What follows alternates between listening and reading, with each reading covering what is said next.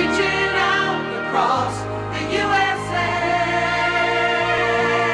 Frank Castle, aka the Punisher, here for an update. In the news, the Lego Builder set has changed its name to Quest Builder, and they've uploaded some new ideas, which are all very interesting. Best of luck to them. I thought this idea would not work because of the copyright stuff, and I think with the new name, I think there's a really good chance that this is going to be an official series.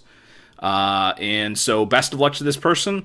They contacted me on Twitter, so go on Lego Ideas. The new projects are all labeled Quest Builder now. There's the swamp, there's the mine, which is really cool because it has the little rock elemental guy who I always love, and the harbor as well.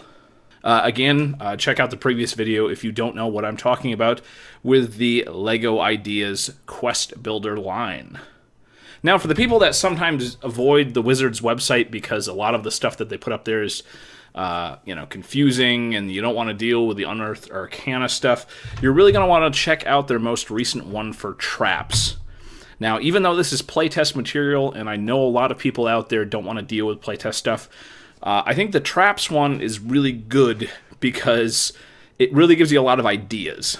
Now, there was a lot of good stuff in the DMG about traps and designing them and whatnot, but I think this little Unearthed Arcana is 13 pages, and it gives a lot of really interesting examples of new traps, and just a lot of really good design tips, and it might help your creativity. So you should definitely check that out, even if you don't normally check out the Unearthed Arcana, because again, it's playtest materials, the rules might not work all that great, it's untested, blah, blah, blah, blah, blah. This is really nice. It gives a lot of really good examples, and so you should really check it out.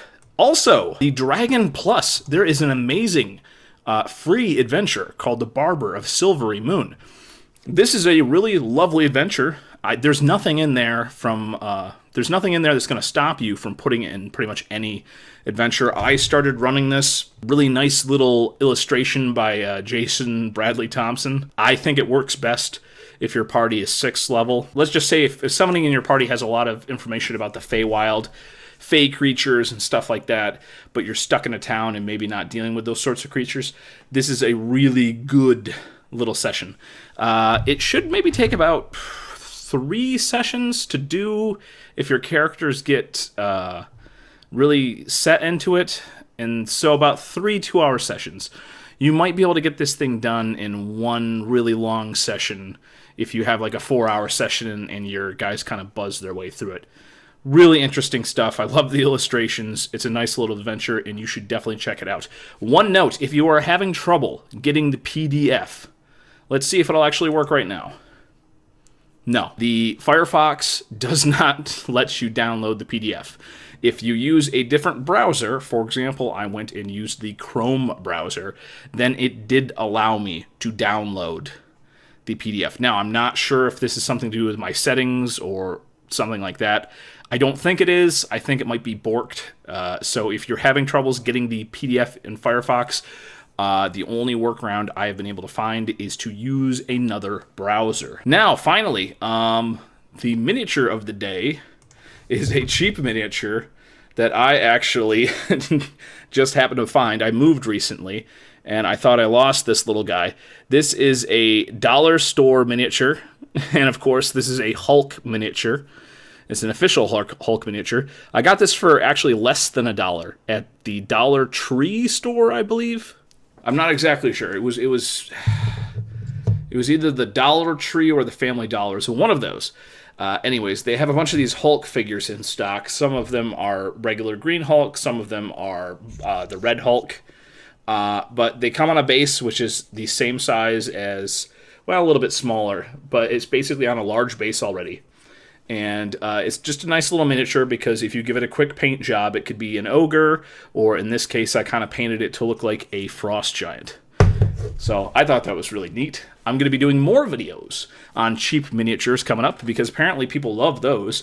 My first 2 miniature videos that I did for cheap miniatures have over 4,000 views.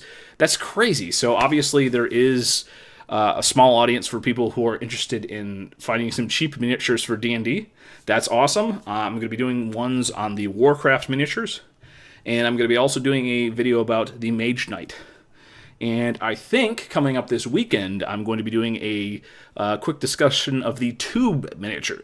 Now, the Tubes miniatures are the sorts of miniatures that you'll find at craft stores.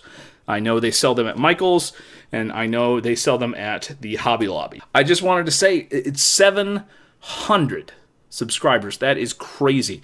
As always, have a good one. I don't know my catchphrase. I don't have a catchphrase. It's a Warcraft miniature. Look, this is a preview for the next video. This makes sense what I'm doing right now.